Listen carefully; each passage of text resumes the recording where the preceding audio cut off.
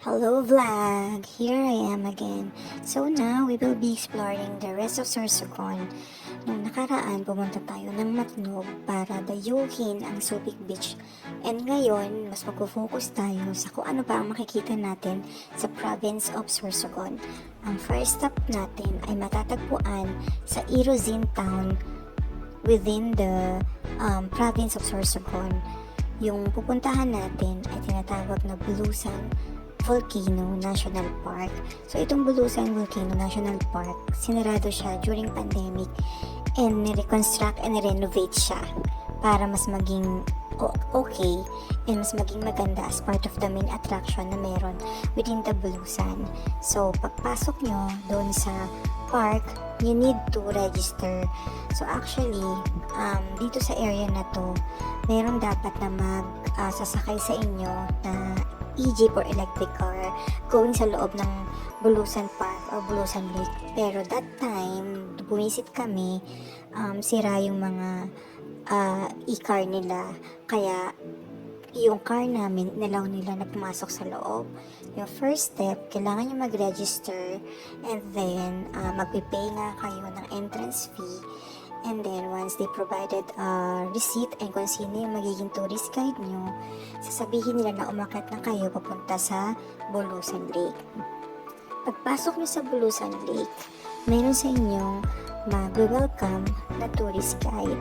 Yung sa amin, maliit lang naman yung place, hindi naman siya ganun kalaki para libutin. So, pagpasok nyo pa lang doon, makikita nyo na agad tong Bulusan Lake. Sabi nila, itong Bulusan Lake ay part ng Bulusan Volcano. So, itong part na to, itong volcano na to, ito yung Bulusan.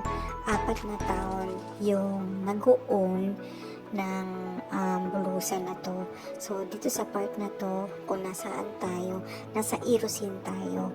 And itong lake na to, sabi nila, mahalin tulad daw to sa lake doon sa Switzerland. Kung nanonood kayo ng K-drama na Crash Landing on You, sabi nila parang ganun daw yung vibe na binibigay nito. Actually, nung panahon na naging governor si Chis Escudero sa Sorsogon, marami siyang mga infrastructure or mga tourist spot na pinarenovate. And isa na itong Bulusan National Park. Pina-close niya to for 2 years and during that time, pinaayos niya para mas maging maganda and mas maging tourist friendly.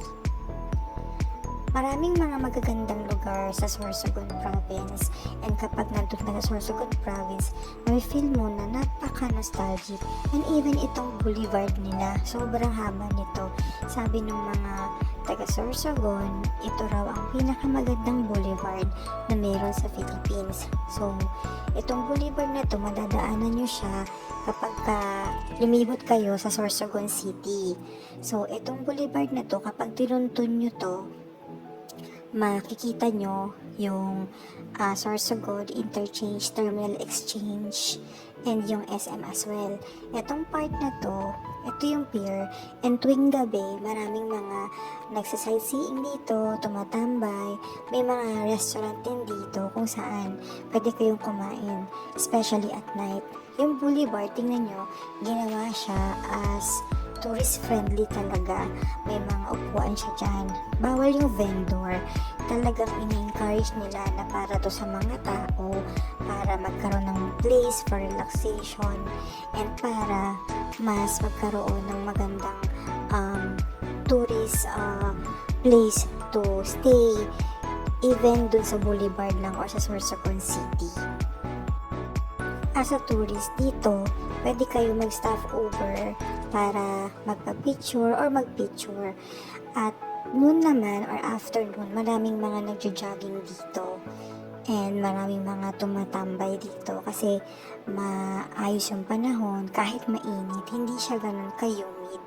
And Nung dumaan nga kami dito nung hapon, sobrang dami ng mga nagja-jogging. So parang ini-encourage talaga nila na yung community. Meron silang place for activity. And dito sa boulevard na to, may mga diversion roads din. Napansin namin na maganda yung mga daan, malawak yung mga dadaanan sa Sorsogon, not only in the city but also in the rest of the provinces. Ginagawa talaga nila ng paraan para kung saan hindi masyado mag-clog yung mga traffic nila. Ito yung sinasabi ko kanina, after ng boulevard, madadaanan nyo itong Sorsogon Interchange Terminal Exchange. Kadikit lang siya ng SM City Sorsogon. So, dito, pwede kayong sumakay ng mga jeep going around the Sorsogon province and even going back to Legazpi or yung mga karatig na mga town malapit sa kanila. Nag-try kami ng mga iba pang place na pwede naming i-visit dito sa Sorsogon City or sa Sorsogon Province. And nakita namin tong bee farm. So sabi nila, worth visit naman daw to. So ginawa namin dito, nag-lunch kami. So sa bee farm na to, mayroon siyang entrance fee para sa day tour or kahit mag-sightseeing ka lang, and then another 50 pesos para sa swimming fee kasi meron swimming pool daw sa loob. So kami naman, nag-lunch lang kami pero nagbayad din kami ng entrance fee namin. So in-enjoy namin yung lugar pero pwede din daw mag-overnight dito. May mga cafe din dito and mga magagandang view or Instagrammable place. And also, may mga bees talaga sila dito kasi nagbebenta rin sila ng honey. Pero natuwa din kami kasi yung kinain namin dito sa bee farm, masarap din naman siya. Gusto sana namin yung hindi kasi nila naglata ang suso. But that time, siguro dahil peak season nga, ang daming tao and hindi na namin naabutan yun. But anyway, overall, nag-enjoy naman kami and worth naman yung time na binisita namin itong bee farm. So, siguro kung bibisita rin kayo ng Sorsogon, pwede kayong dumaan dito sa Balay Uma sa Sorsogon Province. Ang isa ring reason kung bakit namin binisita ang Sorsogon is para magbisita iglesia kasi nakita namin na maraming magagandang mga simbahan dito sa Sorsogon. And hindi lang simbahan na magaganda. Tingnan nyo naman, even yung mga normal na daan and views. Ang ganda ng mga halaman sa gilid, may mga palayan, tapos may mga beach pa dyan or dagat sa paligid na may mga palayan din. Nakaka-amaze kasi how they maintain yung pagiging aesthetic but naturally good nung nature. Sa daan pa lang matutuwa ka na at amaze ka not only dun sa mga nature, even yung mga structure nila katulad nito, maganda din. Ang next stop natin ay yung mga simbahan na visit namin during visita iglesias na ginawa namin dito sa Sorsogon. So, yung priority namin, yung 7 churches na nakita namin kung saan madalas na dinadayo tuwing Holy Week. So, yung first nga namin ay dito sa Kasiguran ng Our Lady of the Most Holy Rosary Parish. And sa likod lang nito or sa harap ata, itong Escudero Plaza na may mga roses din. And itong Kasiguran Settlement or Reclamation Area nila. Ang next naman ay yung St. Michael the Archangel Parish Church. Saglit lang din kami dito, nagtirik din kami ng kandila and nag-Station of the Cross kami. Tapos yung sumunod ito, maganda tong church na to kasi yung labas niya, mayroong parang lupang bell tower. Tapos, hindi na kami masyadong kapasok sa loob kasi nagpe-prepare na sila para dun sa prosesyon, para sa Holy Thursday. Kaya, nagtirik lang din kami ng kandila, nag-offer ng prayer and a Station of the Cross. The next Station of the Cross. Tapos, umalis na din kami. Ang init dito that time. Yung sumunod naman namin, itong Barcelona, Sorsogon at Spain na. Pero makikita nyo dito yung mga ruins. Tourist spot din siya, nakilala dito sa Sorsogon. May environmental fee siya na bayad, 10 pesos. And sa harap lang niya, yung St. Joseph Parish. This time, hindi kami nakapark sa loob ng simbahan kasi pre-prepare na rin yung mga santo at si Jesus para sa procession. And then next is the St. Anthony of Padua Parish Church. Dito namin nag-offer ng prayer and also yung next station of the cross din. Etong St. Augustine Parish Church, hindi kami nakasimba dito or hindi kami nakapray kasi may mass na ginaganap. So walang space para mag-pray and also hindi pa ayos yung titirikan ng kandila. Ginagawa pa lang din kasi siya. Natuwa lang kami kasi maganda siya sa labas kaya dinaanan din namin. So pangwalo siya talaga. Etong church na to, isa to sa pinakalumang church dito sa Sorsogon. Itong Our Lady of Annunciation Parish Church. That time, meron ding misa. Hindi rin namin naiintindihan yung language, kaya hindi na kami nagmas. At itong St. Peter's and Paul Cathedral sa Sorsogon City ay pinakalumang katedral na meron sila noong 1660. While going home, nakita namin itong Sorsogon Capitol and ang ganda nung Capitol nila in fairness ha. Parang naalala ko yung